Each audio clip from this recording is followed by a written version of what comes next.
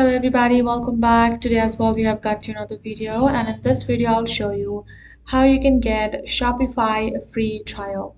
But before that, please make sure to like our video, subscribe our channel, and yes, without any further delay, let's get into it.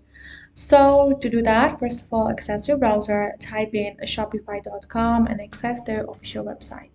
Once you have done that, you're going to go to you will find this kind of interface where you will find on the right side the login and the start free trial option.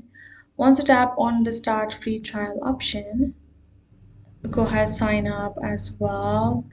Then once you have done signing in, and then you will have to select a plan for you to start getting a particular free trial. So tap on select plan, and now you will have to choose a plan that you find perfect according to your needs. So you can see there's basic, Shopify, and advanced and plus plan. So go ahead, choose the one that you would prefer. Once you have chosen the particular plan, you will have to do the payment first. Once you are gone through the payment, then you will be able to you will be a subscriber to their plan and you will get the free trial. Once done with the trial, if you want to keep the plan, you can keep it, otherwise you can simply cancel it as well.